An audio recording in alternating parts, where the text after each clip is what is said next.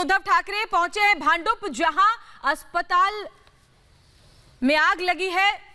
मौका घटना स्थल है, वहां पर पहुंचे हैं सीएम उद्धव ठाकरे, जहां आग लगी है भांडुप के जिस प्राइवेट हॉस्पिटल में, वहां का मुआयना करने के लिए पहुंचे उद्धव ठाकरे। ये तस्वीरें सीधे आपको भांडुप की दिखा रहे हैं, जहां मुख्यमंत्री उद्धव ठाकरे पहुंचे हैं। आपको बता दें कि आग 12 घंटे से ज्यादा का वक्त हो चुका है, लेकिन अभी भी आग पर पूरी तरीके से काबू नहीं पाया जा सका है। सनराइज हॉस्पिटल है यहां, जहां झुलसने से 10 लोगों की मौत हो चुकी है। ये कोविड हॉस्पिटल था। जब इसमें आग लगी तो कुल 70 कोविड के मरीज इसके अंदर फंसे हुए थे। 10 लोग बताए जा रहे हैं जो झुलसने से, दम घुटने से जिनकी मौत हो गई है। मुंबई के ड्रीम मॉल में ये आग लगी और उसके बाद अब देख सकते हैं तस्वीरें, मुख्यमंत्री उद्धव ठाकरे पहुंचे हैं हालात का मुआयना करने के लिए। इस आग में झुलसकर 10 लोगों की मौत हो गई थी।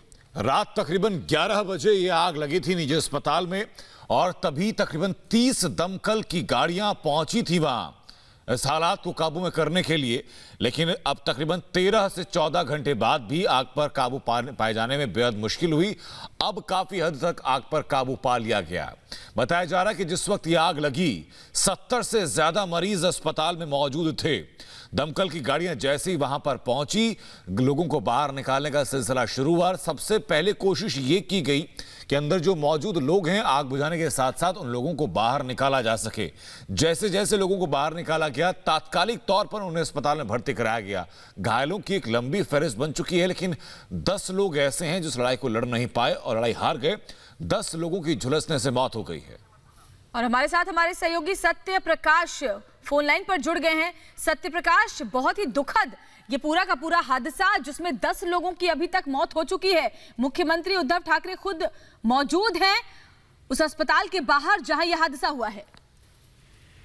जी हाँ, महाराष्ट्र के मुख्यमंत्री उद्धव ठाकरे पहुंचे हुए हैं हॉस्पिटल के बाहर और जायजा ले रहे हैं कि किस तरह से हादसा हुआ है। हालांकि मुंबई पुलिस कमिश्नर ने इस मामले की जांच के आदेश दे दिए हैं।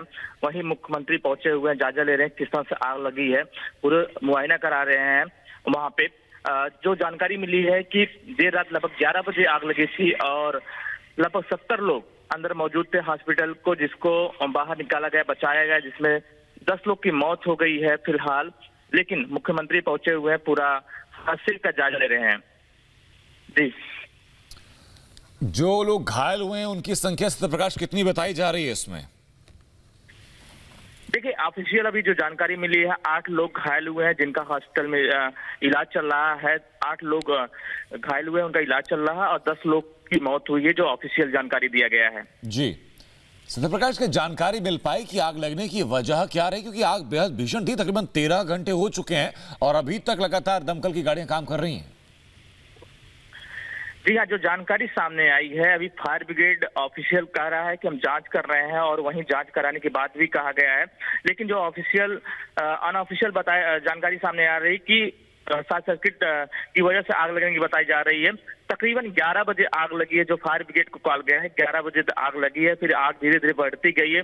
ये 3 फ्लोर का हॉस्पिटल था, ऊपरी फ्लोर पे हॉस्पिटल था और जहां पे पूरा आग फैल गया। लगभग 11 बजे के बाद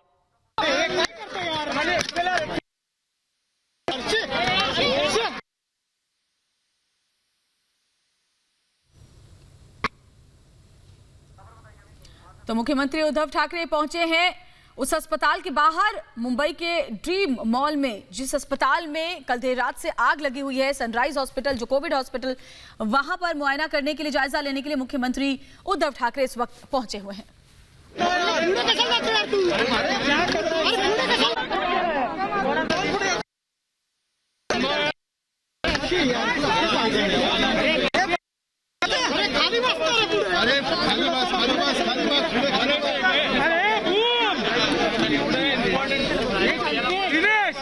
उद्धव सर बोला दिनेश बैठना पड़ेगा भाई, तो आगे बैठा। दिनेश कुछ नहीं मिल रहा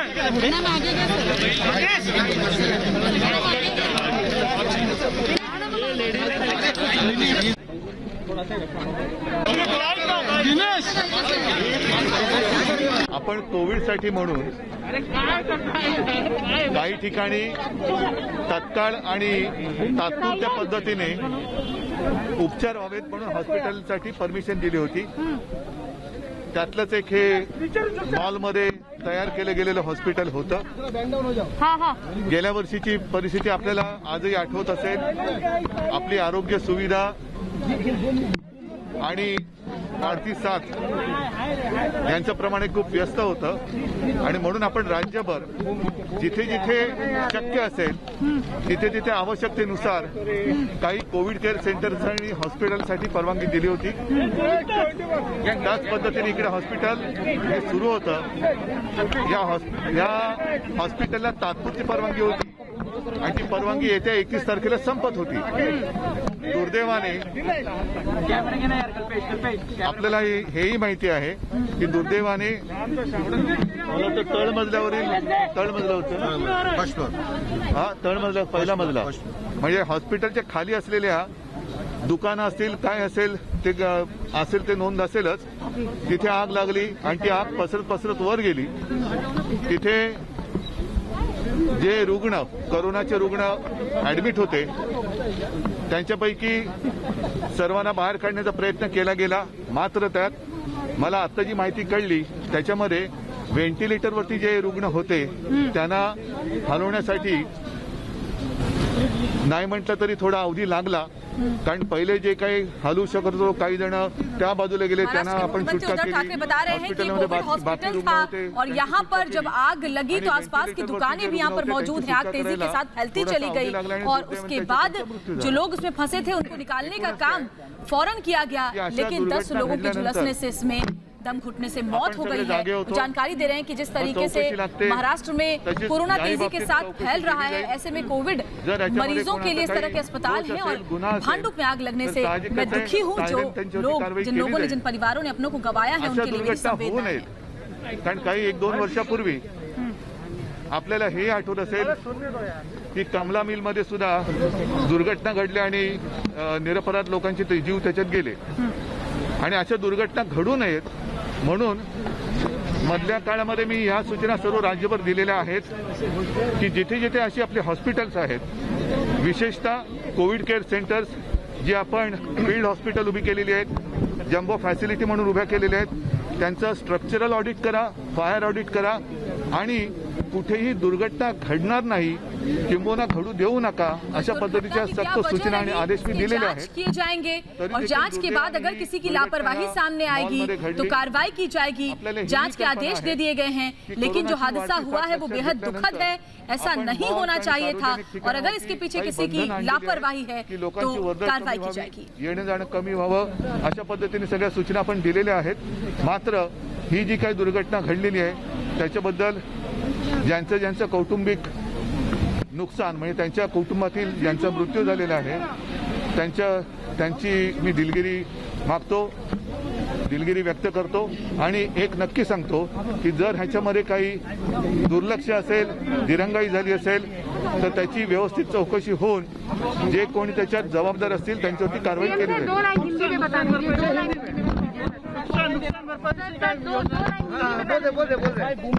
आप सारे लोग जानते हो कल जो यहाँ हादसा हुआ दुर्घटना हुई पिछले 1 साल से हम कोरोना से लड़ रहे हैं. पिछले साल जब कोरोना की शुरुआत हुई तो बेड्स नहीं मिल रहे थे ऑक्सीजन नहीं मिल रहा था वेंटिलेटर्स नहीं मिल रहे थे. इसलिए हम सारे लोगों ने इकट्ठा होकर कोरोना के साथ लड़ाई करने की शुरुआत की और लड़ाई करने के लिए आपको ये भी पता है कि जहाँ भी जरूरत थी वहाँ हमने टेम्पररी हॉस्पिटल्स के लिए इजाज़त दी क्योंकि देनी पड़ी. फील्ड हॉस्पिटल्स हो या और कौन से हॉल्स हो वहाँ हॉस्पिटल के लिए इजाज़त देनी पड़ी. वैसी एक टेम्पररी परमिशन इस हॉस्पिटल को दी गई थी. आने वाले 31 तारीख को वो समाप्त होने वाली थी लेकिन अब आज तारीख 25-26 है 2-4 दिन पहले दुर्घटना हो गई. एक बात मैं जरूर कहूँगा कि अगर इसमें कुछ किसी की गलती होगी या कुछ भी अनदेखी होगी तो कार्रवाई जरूर होगी. लेकिन फिलहाल जिन लोगों का मृत्यु हुआ है सारे परिवार की मैं क्षमा मांगता हूं. फायर ब्रिगेड ने काम जो किया है अच्छा काम किया है. उन्होंने 11 से ज़्यादा जो भी वहाँ आपत्तिग्रस्त थे उनको बचाने की कोशिश की, लेकिन कुछ लोग जो वेंटिलेटर्स पे थे उनको हम नहीं बचा सके। उनको शायद शिफ्ट करने के लिए ज़्यादा कुछ तैयारी की आवश्यकता थी, क्योंकि वेंटिलेटर पर अगर कोई हो तो वेंटिलेटर डिस्कनेक्ट करना चाहिए, नहीं करना चाहिए, बहुत ही मामला गंभीर होता है। और इसलिए जिन लोगों का मृत्यु हुआ, मुझे कहा गया कि उसमें ज़्यादा करके वेंटिलेटर पर जो लोग थे उनका मृत्यु हुआ है। फिर से मैं उनके परिवार की माफी मांगता हूँ। कॉम्पनसेशन तो जरूर दे देंगे। कॉम्पनसेशन तो फिलहाल जैसे मैंने कहा कि ऐसी कभी कुछ दुर्घटना घटती है तो उसके बाद हम आंखें खुलती है। ऐसी घटना नहीं होनी चाहिए, इसलिए पहले 2 महीने पहले ही मैंने सारे जितने अपने हॉस्पिटल है, आपको याद होगा विदर्भ में एक ऐसी घटना हुई थी और उस वक्त मैंने सब पूरे महाराष्ट्र के जितने सारे हॉस्पिटल्स है उनको सूचना दी है कि शॉर्ट सर्किट हो, वायरिंग, फायर ऑडिट होना चाहिए। लेकिन ये जो आग लगी वो हॉस्पिटल में नहीं लगी, हॉस्पिटल के नीचे शायद कुछ ऑफिस होगा या दुकान होगा, वहाँ पर लगी और वहाँ से फैल गई है। और फिर से मैं एक बार कहता हूँ, कोरोना का संकट बढ़ रहा है, उस वक्त भी बढ़ रहा था। अपनी जितनी सारी आरोग्य के लिए व्यवस्था है वो उस वक्त कम पड़ रही थी, बेड्स नहीं मिल रहे थे, ऑक्सीजन नहीं मिल रहा था, वेंटिलेटर्स नहीं मिल रहे थे। इसलिए जहाँ भी आवश्यकता थी और आवश्यकता है वहाँ कुछ संस्थाएं आगे आई और उनको इजाज़त देनी पड़ी। यहाँ भी हॉस्पिटल का जो काम चल रहा था उसका भी आप रिपोर्ट लेंगे तो जो मुझे जानकारी मिली है कि हॉस्पिटल का काम ठीक चल रहा था, लेकिन आग लगी है वो इसके नीचे जो दुकान होंगे या ऑफिस होंगे वहाँ लगी है। सर कितने लोग मिसिंग हैं, कितने लोग इंजर्ड में अभी तक जानकारी नहीं, सारे के सारे लोग कुठे फायर ब्रिगेडचे लोक कुठे? हाँ, नहीं आप बताइए ना सर, कितने लोग मिसिंग है, क्या लोग अभी भी ट्रैप्ड हैं अंदर? नहीं, इसमें टोटल 78 लोग एडमिट थे, उसमें से 10 मौत हुए हैं। बाकी के जो 68 लोग हैं उसमें से कुछ दूसरे कोरोना हॉस्पिटल में गए हैं, कुछ अपने घर में चले गए हैं। तो वो लिस्ट हमारे पास में है, कुछ 7-8 नाम है, वो अभी और कंफर्म होना बाकी है। इसमें से टोटल कल के एडमिशन्स यहाँ पे कल 84 लोग आए थे। 84 में से 50 पुरुष और 34 स्त्रियां थी। तो उसमें से 84 में से टोटल 10 मौत है और बाकी के ठीक है, दूसरे हॉस्पिटल में है या फिर अपने घर में है। No one is missing right now? नहीं, मिसिंग है ना, उनका कंफर्मेशन चल रहा है। We are trying to few people are there about whom we are still trying to confirm. जानेवारीमध्ये ऑडिट झाला होता, फायर ऑडिट झाला होता जानेवारीमध्ये, आणि त्याच्यावर जेव्हा जो रिपोर्ट दिला होता एक सेकंड, मी पुन्हा एकदा सांगतो की काही वेळेला नाईलाजाने काही गोष्टी, जसं आज पुन्हा एकदा कोरोनाचं संकट भयानक वाढतं आहे आणि हे वाढतं संकट लक्षात घेऊन काही स्वयंसेवी संस्था असतील किंवा इतर डॉक्टर्स असतील, आणखीन कोणी असतील, त्यांची मदत घेणं आपल्याला एक आवश्यकता लागली। दरम्यानच्या काळामध्ये आपण याच नव्हे तर काही मॉल्सना आपण फायर ऑडिटसाठी सूचना दिलेल्या आहेत, त्यांच्यासाठी नोटीस पण आपण दिलेल्या आहेत आणि त्याची पूर्तता हे काही लोक करत आहेत, काही लोकांना वेळ लागतोय। त्याबद्दल आपण आता मी महापालिका आयुक्त महोदयांना पुन्हा एकदा सूचना दिलेल्या आहेत आणि त्यांनाच नव्हे तर पूर्ण राज्यभर मी आज सूचना देतो आहे। तो लोगों को बचाने की कोशिश की जानकारी दे रहे थे मुख्यमंत्री उद्धव ठाकरे। दरअसल ये अस्थायी अस्पताल यहाँ पर बनाया गया था। वो बता रहे थे कि मॉल के अंदर जहां नीचे दुकानें थी और दुकानों के जरिए ही आग फैलती चली गई, जो अभी तक जानकारी मिल पा रही है। उद्धव ठाकरे इस बात की जानकारी दे रहे थे और वो कह रहे थे कि मैं माफी चाहता हूं उन लोगों से जिन्होंने अपनों को खोया है। और दमकल कर्मियों की सराहना करते हुए उन्होंने कहा कि उन्होंने सबको बचाने की कोशिश की, लेकिन वो मरीज जो वेंटिलेटर पर थे उनको वहां से निकालना उस हालात में मुश्किल हो पड़ा। और जिन लोगों की मृत्यु हुई है उनमें से ज्यादातर वो मरीज थे जो वेंटिलेटर पर गंभीर तौर पर बीमार थे और ज्यादातर मरीजों को बाहर निकाल लिया गया। आपण सुद्धा याच्यापेक्षा लांब राहा। आतमध्ये आज सुद्धा आता सुद्धा आपले फायर ब्रिगेडचे जवान धुमसणाऱ्या आगीशी सामना करतायत। नुकसान भरपाई साहजिकच आहे। ज्या कुटुंबियांचं नुकसान त्यांच्या प्रिय व्यक्ती गेल्यामुळे झालेलं आहे ते तर आपण भरून काढू शकत नाही, परंतु ज्यांचा मृत्यू दुर्दैवाने याच्यात झालेला आहे त्यांच्या कुटुंबियांना आपण 5 लाख रुपये है ड्यू। सर इस मुद्दे के अलावा बीजेपी बोल रही है कि जो भी महाराष्ट्र में चले उस पर कोई कंट्रोवर्सी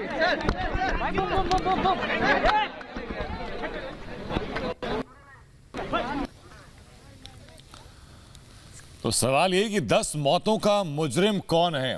मुख्यमंत्री उद्धव ठाकरे यहां पहुंचे थे, कई बातें उन्होंने कही, लेकिन सवाल ये लगातार है कि अस्पताल अस्थायी बना था, ये बात सही है, लेकिन उसमें आग से निपटने के प्रॉपर इंतजाम क्यों नहीं किए गए, ये सवाल लगातार बना हुआ है।